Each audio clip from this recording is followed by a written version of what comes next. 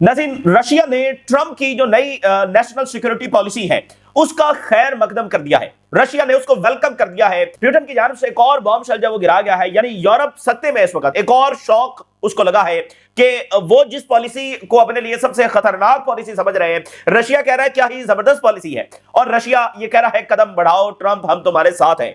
एक तरफ यूक्रेन में तमाम तर रशियन डिमांड जो है वो मानी जा रही है। रशिया अपने इत्तेहादियों के साथ एक बहुत बड़ा फाते होकर उभर रहा है। प्यूटन एक बहुत बड़े फाते होकर उभर रहे हैं, क्योंकि प्यूटन एक पूरे अहद का नाम है। 90s से प्यूटन जो वो मौजूद है, और ये 90s ही से जो खिलाफ वर्जियां हो रही थी, वादा खिलाफी होती रही है, वो सारी प्यूटन ने अपनी आंखों से देखी है। तो इस वक्त यूरोप की एक नहीं सुनी जा रही, और अमेरिका जो है वो एक भी अपनी रशिया से मनवाने से कासिर है। तो एक बहुत बड़ी डिफीट जो है वो इनका सामना करना पड़ रहा है। और फिर देखिए जो कुछ गजा में 2 साल से होता रहा है, यानी ये यूक्रेन और गजा की जो जंगें हैं, वाकईतन इन्होंने वेस्ट की बुनियादें हिला दी हैं। जो पीछे इराक, शाम, लीबिया, अफगानिस्तान, ये सारी जंगें थी, ये एम्पायर को कमजोर कर रही थी। लेकिन पिछले 2 साल से, और यूक्रेन की जंग से ले ले तो 3 साल से, जो पैसा जाया हुआ है, जो पब्लिक का सेंटिमेंट ऊपर गया है, और जो कर्जा इतना चढ़ गया है, तो इसने वाकईतन उनकी बुनियादें हिला दी हैं। और यही वो वजह है कि अब देखिए बाइडेन के टाइम में तो ऐसा कुछ था ही नहीं कि अमेरिका कोई ऐसी पॉलिसी लेकर आ रहा है। दूर दूर तक इसके कोई चांसेस नहीं थे। तो इसका मतलब यह है कि इन जंगों ने वाकईतन उनको बहुत ज्यादा डैमेज किया। अब रशिया कह रहा है कदम बढ़ाओ ट्रंप, हम तुम्हारे साथ हैं, बड़ी जबरदस्त पॉलिसी आप लेकर आए हैं। और अगर देखा जाए तो इन प्रिंसिपल अच्छी पॉलिसी है, मतलब इसको मोस्टली कंट्रीज जो है वेलकम ही करेंगे, क्योंकि ट्रंप ने जो है वो कहा है कि हम मिडिल ईस्ट हमारी प्रायोरिटी नहीं है, ये मुल्क अपने फैसले जो वो खुद करें, ठीक है ना। तो बेहतरीन पॉलिसी है। हाँ, जो चाइना के साथ उन्होंने अल्फाज किए कि चाइना हमारा कंपटीटर रहेगा और रियल बैटल ग्राउंड जो है वो इंडो पैसिफिक होगी। तो ओके, मतलब ठीक है, चाइना के साथ कंपटीशन जारी रखें। असल बात देखिए, गजा है तो गजा का कोई कंपटीशन तो नहीं है इजराइल से, गजा का कोई ताकत का मुकाबला अमेरिका से तो नहीं है। तो अगर उन्होंने चाइना से कंपटीशन रखना है तो चाइना अपनी जंग खुद लड़ेगा, तो ठीक है, मतलब इसमें क्या है। तो असल बात तो यह कि मसला गजा का था, जहां पर मासूम निहत्थे लोग जब मारे जा रहे हैं। तो अगर मिडिल ईस्ट से अमेरिका पीछे हट रहा है तो यह बेहतरीन पॉलिसी है। अच्छा, तो एक बात ये होगी। दूसरी तरफ इजराइल के जो एडवेंचर हैं वो जारी है, और उसमें मजीद तेजी आई है। दमिश्क में एक तो धमाके सुने गए हैं, दूसरा इजरायली जो ड्रोन्स है वो बेरूत के अंदर देखे गए हैं। वो एडवेंचर इजराइल का अपनी जगह पर मौजूद है, और उसमें अब तेजी आई है। ईरान ने पर्शियन गल्फ के अंदर जो है वो मिसाइल टेस्ट किए हैं, और अब ईरान के पास वो मिसाइल्स हैं कि वो पर्शियन गल्फ में कहीं भी किसी भी एरिया को निशाना बना सकते हैं। और कंबोडिया और थाईलैंड जब एक बार फिर जंग के दहाने के ऊपर पहुंच गए हैं। और जो अफ्रीका की ग्रेट गेम में एक और कंट्री है जहां पर कू हो गया है, एक और कंट्री के अंदर जो कू हो गया है। और इसी दरमियान जो है मिस्र ने कहा है, मिस्र का जो इथोपिया का फड्डा है उसमें मजीद तेजी आई है। इथोपिया ने एक डैम बनाया है जो मिस्र को कबूल नहीं है, और अब मिस्र कह रहा है कि हमारे सबर का पैमाना लिबरेज हो रहा है, ये बिल्कुल इलिजिटिमेट डैम है, और ये हमारी रेड लाइंस है जिनको क्रॉस किया जा रहा है। तो इथोपिया और मिस्र के दरमियान जो कशीदगी है वो बढ़ रही है। ये तमाम सूरत हाल आपके साथ शेयर करेंगे। सबसे पहले जो इजराइल की मिलिट्री एक्टिविटी हो रही है वो आपके साथ शेयर करते हैं। जनाब अली, इजरायली मीडिया के मुताबिक इजराइल ने लेबनान को एक बार फिर धमकाया है कि अगर हिजबुल्लाह को डिसआर्म नहीं किया जाता तो फाइटिंग विल बी एस्केलेटेड। एक इललेजिटिमेट डिमांड है जो लेबनान से की जा रही है। जैसे कल अल-शरा ने कहा कि इजराइल के पास कोई जस्टिफिकेशन नहीं है, और जो गजा में उसने तबाही मचाई है, जो मासूम लोगों को वहां पर मारा है, और उसके बावजूद उसको डिफीट हुई है, उसको छुपाने के लिए वो इधर उधर क्राइसिस को बढ़ा रहा है। भाई क्या किस जस्टिफिकेशन के साथ हिजबुल्लाह का डिसआर्मामेंट जब वो डिमांड की जा रही है। असल वेपन ऑफ मैस डिस्ट्रक्शन तो इजराइल के पास है, और इससे बढ़कर जो इजराइल की लीडरशिप है वो जेनोसाइडल लीडरशिप है, यानी जिसने जेनोसाइड कमिट कर दी है। बाकी सबकी तो लीडरशिप भी बहुत जिम्मेदार है। हिजबुल्लाह ने कितनी ज्यादा जिम्मेदारी से मुआहिदे की पासदारी की है आपको पता है। ये मतलब अब देखिए सबके पास न्यूक्लियर वेपन्स है, तो जब कहा जाता है कि भाई आपके पास है तो ईरान के पास क्यों नहीं होने चाहिए, तो उसका जवाब ये आगे से पता है क्या देते हैं। उसका जवाब ये देते हैं कि हम देखें एक जमहूरियत है, और हमारी जो लीडरशिप है वो बड़ी रिस्पॉन्सिबल है, और वो बिला वजह जो है वो न्यूक्लियर इस्तेमाल नहीं करेगी। और ईरान जो है वो तो वैसे ही हमें तबाह करना चाहता है, और जो ही उसके पास न्यूक्लियर आएगा वो चला देगा। अभी रिसेंटली भी नेतन्याहू ने कहा कि ईरान जो है वो अमेरिका के ऊपर न्यूक्लियर अटैक कर सकता है। तो इनका यानी सबसे बड़ा जवाब यह है कि उनके पास नहीं होने चाहिए कि हमारी लीडरशिप बड़ी रिस्पॉन्सिबल है। तो ये है इनकी लीडरशिप। तो कोई जस्टिफिकेशन नहीं है हिजबुल्लाह की डिसआर्मामेंट डिमांड करने की। वेपन ऑफ मैस डिस्ट्रक्शन भी इजराइल के पास है, और उनकी लीडरशिप भी जो है वो जेनोसाइड कमिट कर चुके हैं, वॉर क्रिमिनल है इस वक्त। और उधर आलमी अदालत ने बड़ा एक्शन लिया है। आलमी अदालत को फिर इन्होंने रिक्वेस्ट भेजी है कि ये जो सारे चार्जेस हैं वो हटा दिए जाए, और इसराइल को जंगी जराइम की लिस्ट से हटा दिया जाए। तो आलमी अदालत ने उस अपील को रिजेक्ट कर दिया। ये देखें, दुनिया स्टैंड लेकर बैठी है, मतलब उन्होंने एक पोजीशन ले रखी है। तो इधर दमिश्क के अंदर साउंड ऑफ एक्सप्लोजन सुने गए हैं। अभी तक इसका पता नहीं चल सका कि ये कहां से हमला हुआ है, क्या हुआ है, लेकिन बड़े धमाके दमिश्क में सुने गए हैं। और इजरायली आर्मी ये कह रही है कि वो शाम और लेबनान दोनों बॉर्डर्स के ऊपर जंगी मशकें करने जा रहे हैं। वहां शिबा फार्म्स जो कि लेबनीज इलाका और इजराइल ने ले रखा है, और उधर माउंट हरमोन जो कि शाम का इलाका है और इजराइल ने ले रखा है। We will begin military manoeuvres in Shebaa Farms and Mount Hermon. ये बड़ी इंपॉर्टेंट बात है, यानी शिबा फार्म्स बिल्कुल ऑन एज है, बॉर्डर एरिया ना बिल्कुल शिबा फार्म, वहां पर जंगी मशकें करना और उधर माउंट हरमोन के ऊपर करना। तो इसके अलावा लो आल्टीट्यूड ऑफ इजरायली जेट्स जो है वो फ्लाई करते हुए बेरूत के ऊपर देखे जा रहे हैं। माउंट ऑफ लेबनान के ऊपर इजरायली जेट्स देखे जा रहे हैं, साउथ में देखे जा रहे हैं, और बेका वैली में देखे जा रहे हैं, और सीरियन बॉर्डर के ऊपर देखे जा रहे हैं। यानी कई एक लोकेशंस हैं जहां पर इजरायली जेट्स लो आल्टीट्यूड में फ्लाई करते हुए देखे जा रहे हैं। ऊपर से दमिश्क में धमाके हुए, ऊपर से बेरूत में है, और ऊपर से उन्होंने लेबनान को इन्फॉर्म किया कि हम ये एस्केलेट करने जा रहे हैं और साथ जंगी मशकें कर रहे हैं। तो काफी ज्यादा तेजी वहां पर आई है। तो इजरायली जो एडवेंचर्स हैं वो बहरहाल मजीद होते हुए नजर आ रहे हैं। अच्छा, इसी दरमियान ईरान की बड़ी सक्सेसफुल जंगी मशकें हुई हैं। उधर चाइना और रशिया की हुई है, जिसको उन्होंने स्ट्रेटेजिक मिलिट्री ड्रिल्स का नाम दिया है, और इधर ईरान ने पर्शियन गल्फ के अंदर की हैं। इसमें उन्होंने बहुत सारे मिसाइल जब टेस्ट किए हैं, और अब उन्होंने लोकली मेड ऐसे मिसाइल्स कामयाबी के साथ टेस्ट किए हैं जो पूरी पर्शियन गल्फ की लेंथ है उसमें वो कहीं भी निशाना बना सकते हैं। और इस मिसाइल की जो रेंज है वो 1375 किलोमीटर जो बताई जा रही है। और इस मिसाइल की जो रेंज है वो, यानी टोटल जो गल्फ की रेंज है, गल्फ की जो रेंज है पर्शियन गल्फ की, वो 1000 किलोमीटर के करीब है। तो ये उसको सरपास कर रहा है, यानी ये कहीं भी किसी भी कोने में जाकर निशाना बना सकता है।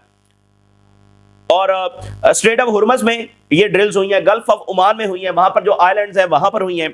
अचीविंग ऑल ऑब्जेक्टिव्स, जो मकासद था इन ड्रिल्स का वो सारे हासिल कर लिए गए हैं। और उन्होंने कहा है कि जो अमेरिकन वॉरशिप्स हैं वो अब ईरानियन वाटर्स की तरफ नहीं आ रहे हैं, और उन्नको वार्न किया गया है कि अगर वो इस तरफ आए तो they will face arrest as before. इससे पहले जैसे ईरान ने इनके कुछ टैंकर्स कब्जे में लिए हैं। सो उन्होंने कहा कि ईरानियन फोर्सेस जो है वो फुली प्रिपेयर्ड हैं any potential naval confrontation. Iran की नेवी भी किसी भी कन्फ्रंटेशन के लिए तैयार है, और हम बिल्कुल दुश्मन से ऐसे टकराएंगे कि फिर उनका जब नामो निशान मिटा देंगे। एंड अगर ईरान के इंटरेस्ट के ऊपर हमला होता है, will be met with a harsh response. तो इधर इनकी जंगी मशकें हो रही हैं, उधर ईरान की हो रही है, उधर रशिया और चाइना की हो रही है। अच्छा, टर्की ने यह कहा है कि इजराइल डेली वायलेशंस कर रहा है गजा में सीज फायर की, तो इसका नतीजा बड़ा डेंजरस निकलने जा रहा है। Israel violates the Gaza ceasefire agreement daily, रोजाना, and there is a great danger as a result. इसका नतीजा बड़ा खतरनाक निकलने जा रहा है। टर्की की स्टेटमेंट आ रही है, और कतर ने बड़ी पावरफुल स्टेटमेंट जारी किया। उन्होंने कहा है कि वेस्ट में, अब देखें वेस्ट बैंक पर भी कब्जा करने की प्लानिंग है। तो कतर ने कहा है कि Gaza means nothing if the West Bank Burns. अगर वेस्ट बैंक में ये मजालिम हो रहे हैं और वेस्ट बैंक में डिस्प्लेस किया जा रहा है, कब्जा किया जा रहा है, तो फिर गजा में जो सीज फायर हुआ है वो कुछ भी नहीं है। और फिर उन्होंने कहा कि ये जो गजा में सीज फायर हुआ है ये एक्चुअल क्राइसिस को तो रिजॉल्व नहीं किया गया, यानी जैसे ट्रंप क्लेम कर रहा था कि पीस हो गया, फलाना हो गया। उन्होंने कहा कि ये एक्चुअल जो क्राइसिस है, यानी वो तो फलस्तीनी रियासत को हल करना था ना, उसकी तरफ जाना था। तो एक जंग जारी थी, उसमें सीज फायर हो गया। तो इससे पहले भी बहुत सारी जंगें हुई हैं जिसमें सीज फायर होते रहे, तो उसमें अल्टीमेटली तो हमने अमन के हवाले से तो कुछ भी अचीव नहीं किया। और दूसरा जो वेस्ट बैंक में जो कुछ हो रहा है ये, यानी कि हमारी इसके ऊपर नजर है, और गजा से ये डिफरेंट नहीं है कि वो गजा में जो सीज फायर है तो वहां पर वो करते रहे।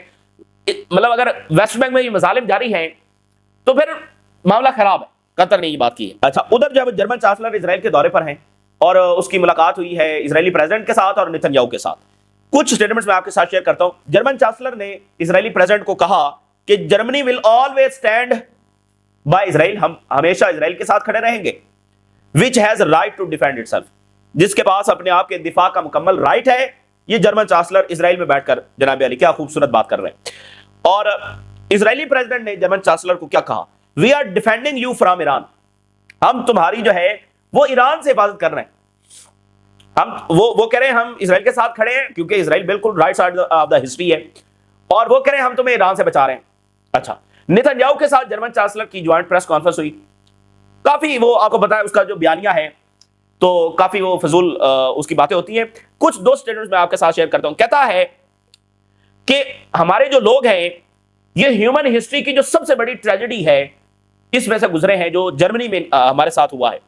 Greatest tragedy any people have suffered on German soil by the German hands. और वर्ल्ड वॉर 2 से लेकर अभी तक $95 बिलियन जर्मनी जो है वो इजराइल को दे चुका है इन कैश, ठीक है ना, हॉलोकॉस्ट सर्वाइवर ये वो सारा। बाकी इमारात इससे अलग है, ये $95 बिलियन कैश है। अच्छा, तो एक बार फिर नेतन्याहू उसी बात को हिट कर रहा है कि देखो तुम्हारी सॉइल के ऊपर तुम्हारे हाथों से हमें बड़ी ज्यादती हुई। तो ये जर्मनी भी अक्सर बयान करता रहता है कि हमें बड़ा गिल्ट है कि इनके साथ वहां पर ये हुआ। तो इसलिए जर्मनी ने बार बार कहा कि हम जो इजराइल के साथ खड़े हैं वो इसलिए खड़े हैं कि इनके साथ बड़ी ज्यादती हुई थी। तो जो जर्मनी ने फलस्तीनियों के साथ किया, फिर अगली पूरी सदी फिर इस तरह फलस्तीनियों को सपोर्ट करते रहेंगे। भाई गिल्ट है ना, तो गिल्ट का मतलब यह है कि एक और जेनोसाइड कर देंगे। अच्छा, तो यानी नेतन्याहू जो वॉर क्रिमिनल है और हजारों लोगों को मार चुका है, हजारों बच्चों को मार चुका है, वो उधर खड़े होकर ये बात कर रहा है। और साथ उसने कहा कि अब अगला स्टेप ये है कि गजा को डी रेडिकलाइज किया जाएगा, यानी जहां पर जेनोसाइड हुई है उल्टा विक्टिम्स को ही ब्लेम किया जा रहा है। अच्छा, उसने बड़ी अहम बात की, कहता है कि जैसे जर्मनी को डी रेडिकलाइज किया गया था वर्ल्ड वॉर 2 के बाद, जैसे जापान को डी रेडिकलाइज किया गया था। और बड़ी अगली इंपॉर्टेंट बात, जैसे हमने गल्फ को डी रेडिकलाइज किया है ऐसे ही गजा को डी रेडिकलाइज। अब ये डी रेडिकलाइज क्या है, यानी एक्सट्रीमिस्ट जो नजरियात हैं उससे इनको खत्म करना। यानी वो रेडिकलाइजेशन किसको कहते हैं, यानी जो इजराइल को ना माने, जैसे ईरान एक रेडिकलाइज कंट्री है कि वो इजराइल को तस्लीम नहीं करता, तो जो इजराइल को मान ले, इजराइल के साथ नॉर्मलाइजेशन कर ले, इजराइल के सामने सब्जुगेट करे, वो ठीक है। और जो आजादी की बात करे, ठीक है ना, तो वो रेडिकलाइज है और उसको डी रेडिकलाइज ये कैसे करते हैं, जैसे उन्होंने इराक को किया, जैसे शाम को किया। और गजा में अभी भी वो कह रहा है कि डी रेडिकलाइजेशन होना बाकी है इतने लोगों को मारकर। अच्छा, एक बात दूसरा उन्होंने कहा कि गल्फ को भी हमने डी रेडिकलाइज किया है। देखिए, गल्फ यानी कि सऊदी अरेबिया, बाकी ये सारे मुल्क तो इजराइल के साथ जंग लड़ चुके हैं और वो इजराइल को नहीं मानते थे। अब बहुत सारे मानते हैं और कुछ मानने के लिए तैयार हैं। तो इसका मतलब ये बड़ी इंपॉर्टेंट बात समझने वाली कि वो जंगों के जरिए डी रेडिकलाइज करते हैं, अगलों को इतना तबाह कर देते हैं कि उनके पास कोई गुंजाइश ही ना रहे। अच्छा, तो ये यानी एक वॉर क्रिमिनल जब उसकी जरा बातें सुने। लेकिन इसी दरमियान एक और दिलचस्प वाकया हुआ है। वो जो इजरायली सदर है उसने कहा कि मैं नेतन्याहू को माफ करूंगा अगर ये सियासत से रिटायर हो जाए। तो Netanyahu rejects retirement from political life in exchange for pardon in criminal cases. बहुत सारे लोग इसको बयान कर रहे हैं कि बड़ा मतलब नेतन्याहू को धचका है ये, लेकिन हम इसको कोई ज्यादा अहमियत नहीं दे रहे हैं, ये आपस में इनकी चालाकियां चलती रहती हैं। लेकिन बहरहाल उसने कहा कि तुम रिटायर हो जाओ, सियासत से फारिग हो जाओ, वजीर आजम से इस्तीफा दे दो, तो फिर तुम्हें माफी मिल जाएगी। तो उसने कहा नहीं, मैं ये नहीं छोड़ूंगा। अच्छा, लेकिन हैरेट्स ने लिखा है कि इंटरनेशनल प्रेशर बढ़ रहा है, इंटरनेशनल प्रेशर जब वो बढ़ रहा है, leaves Netanyahu cornered on Trump's Gaza plan. देखिए, अब तो ये बात हमें समझ आ रही है, क्योंकि अमेरिका ने कह दिया कि मिडिल ईस्ट हमारी टॉप प्रायोरिटी नहीं है। लोग बिल्कुल जो अमेरिका के लोग हैं वो यहां मिडिल ईस्ट में मजीद जंगें नहीं चाहते, ये बात भी हमें समझ आ रही है, बिल्कुल ऐसे ही है। और मजीद फंडिंग भी वो नहीं कर सकते। तो अब ज़ाहिर है यहां पर कुछ ना कुछ वाइंड अप तो करना है ना, कुछ यहां पर कोई मामला किसी डायरेक्शन में तो लेकर जाने हैं। तो ये बात ठीक है कि अब प्रेशर है इजराइल के ऊपर, खासकर जब अमेरिका ने अपनी पॉलिसी क्लियर कर दी कि मिडिल ईस्ट हमारी प्रायोरिटी नहीं है, वहां पर क्या होगा क्या नहीं होगा हमें कोई ज्यादा उसमें दिलचस्पी नहीं है। अच्छा, अब शिनबेत की बात सुन ले। शिनबेत कह रहा है कि जो बाइडेन के टाइम पर सीज फायर डील हुई थी इसने हमें बड़ा नुकसान पहुंचाया और हमारी जो लेवरेज थी, यानी हमारा हाथ ऊपर था और वो हमारी लेवरेज चली गई। आप अंदाजा करें, बाइडेन जैसा शख्स जिसने ये सारा क्राइसिस खड़ा किया, यूक्रेन का क्राइसिस भी इस बंदे ने खड़ा किया और गजा का क्राइसिस भी ये उसका जिम्मेदार है, और इसने इजराइल को खुली छूट देकर रखी। तो आज इजरायली बाइडेन से भी खुश नहीं है, वो कह रहे हैं इसने जो सीज फायर डील करवाई इससे हमारा बड़ा नुकसान हुआ। अच्छा, शिनबेत ने न्यूयॉर्क टाइम को इंटरव्यू दिया है और बताया है कि ये जो मिलिशिया गजा में काम कर रही है ये हमारे बड़े फायदे की है और ये मिलिट्री यूनिट्स की तरह काम करते हैं और without them we would have had to do work ourselves. इन्होंने हमें बड़ा फायदा दिया है, तो मिलिशिया की जो वो सपोर्ट कर। न्यूयॉर्क टाइम इंटरव्यू छप रहे हैं, यानी वो गैंगस्टर, वो दाइश के लोग, शिनबेत कह रही क्या जबरदस्त वो काम कर रहे हैं। रशिया ने कहा क्या जबरदस्त पॉलिसी है ट्रंप की, ट्रंप साहब तो कमाल कर गए। उनकी जरा स्टेटमेंट देखिए जो रशिया से आज आई है। अब चूंकि पूरी दुनिया रिस्पॉन्ड कर रही है ना इस पॉलिसी के ऊपर, कहते हैं कि नई जो अमेरिका की सिक्योरिटी स्ट्रेटजी है ये तो रशिया के विजन के ऐन मुताबिक है। मतलब रशिया की स्टेटमेंट है, रशिया कह रहा है कि ये जो ट्रंप साहब ने सिक्योरिटी स्ट्रेटजी दी है ये तो हमारे विजन के मुताबिक है। हम भी तो यही कह रहे हैं कि अमेरिका जब दुनिया में ये जो हर जगह टांग अड़ाना है ये इससे पीछे हटे। तो यार क्या खूबसूरत बात, ये तो आपने हमारे दिल की बात कह दी। ये सादल बात ये समझ, कहते हैं ये रशिया का जो विजन है ट्रंप की पॉलिसी उसके मुताबिक है। मतलब यूरोप तो इस वक्त सही माने तो उनको, उनकी गवर्नमेंट को मुंह छुपाने की जगह नहीं मिल रही। जो यूक्रेन में जो शिकस्त उनको हो रही है और जो अमेरिका इस तरह से उनको छोड़कर जा रहा है, उनके पास मुंह छुपाने की जगह नहीं है। तो 500 साल देखें, 500 साल हैं, और उनके जो तमाशा रचाया हुआ है, ये इजराइल भी उन्हीं का तमाशा है। जो जेनोसाइड्स की हैं, जो वॉर क्राइम्स इन्होंने किए हैं, जो कॉलोनीज बनाई हैं, जो दुनिया के वसाइल इन्होंने लूटे हैं, आज मुंह छुपाने की इनके पास जगह नहीं है। तो उनका जबरदस्त पॉलिसी और हमारे विजन के ऐन मुताबिक है। उन्होंने कहा कि अमेरिका की नई पॉलिसी जो है, ये एक नई अपॉर्चुनिटी लेकर आई है कि डायलॉग हो सके मॉस्को और अमेरिका के दरमियान। मतलब एक मौका आ गया कि रशिया और अमेरिका दोबारा दोस्ती की तरफ जाएं। और हम एनालाइज कर रहे हैं अमेरिका की नई नेशनल स्ट्रेटजी को, और as the approaches related to Russia have been updated. America की जो अप्रोच है, अमेरिका जिस नजर से रशिया को देखता है, उसमें तब्दीली आई है। तो हम इसका खैर मकदम करते हैं। तो अब ज़रा इसमें डिस्कशन होगी, बहुत सारी चीजें। जैसे अमेरिका ने कहा कि चाइना हमारा कंपटीटर है, तो रशिया ज़रा चाइना के साथ खड़ा है। लेकिन अगर यानी मिसाल के तौर पे उन्होंने अपने रीजन में फोकस करना है तो सो ऑन करें। मतलब अगर अमेरिका रशिया के खिलाफ नहीं जाएगा तो रशिया भी अमेरिका के खिलाफ नहीं जाएगा। तो रशिया ने कहा ये बिल्कुल बेहतरीन पॉलिसी है। अच्छा, अब मिस्र ने कहा है कि जो डैम बन रहा है ये बिल्कुल इलीगल है, इलिजिटिमेट है, और मिस्र ये, और उन्होंने कहा कि जो निगोशिएशंस हैं वो डेड एंड तक पहुंच चुके हैं। ये बड़ी डेंजरस बात है, हमारे मुज़ाकरात डेड एंड में पहुंच चुके हैं। ये मिस्र बिल्कुल अब वो इथोपिया के साथ मसला शदीद तर हो गया है। अच्छा, Thailand and Cambodia at war again. वो फिर जो है वो जो थाईलैंड के ट्रूप्स हैं वो बॉर्डर में उन जख्मी हुए हैं, और उन्होंने बॉर्डर एरियाज में इवैक्यूएशन के ऑर्डर दे दिए हैं। जो पिछली जंग इनकी हुई थी वो भी यही हुआ था, बॉर्डर में जख्मी हुए थे, जो माइंस वो बिछाते हैं उसकी वजह से वो जख्मी हुए थे। तो अब एक बार फिर वो जख्मी हुए और उन्होंने साथ इवैक्यूएशन ऑर्डर्स दे दिए हैं, तो इसलिए खतरात बढ़ रहे हैं। इसी दरमियान नाज़रीन, अफ्रीका में क्या हुआ? अफ्रीका का एक कंट्री है बनीन। ये बनीन जो है ये नाइजीरिया के साथ है, और ये पूरी कू बेल्ट है, यानी नाइजर, माली, बर्किनो फासो, अभी रिसेंटली 2 और मुल्कों में भी तख्ता उल्टा गया है। तो ये पूरी कू बेल्ट है। तो अब उसमें एक और मुल्क का इजाफा हो गया है जो कि बेनिन है। ये नाइजीरिया के बिल्कुल साथ इसका बॉर्डर लगता है, नाइजीरिया के साथ। तो उसमें जनाब फौज ने तख्ता उलट दिया, और अब वो कह रहे हैं कि जो गवर्नमेंट की लॉयल फोर्सेस हैं उन्होंने कुछ पावर जब वो रीगेन की है, तो वहां पर एक सिविल वॉर का भी खतरा है। फौज ने तख्ता उल्टा है, कुछ गवर्नमेंट लॉयल फोर्सेस ने दोबारा जाकर यानी कंट्रोल संभाला है।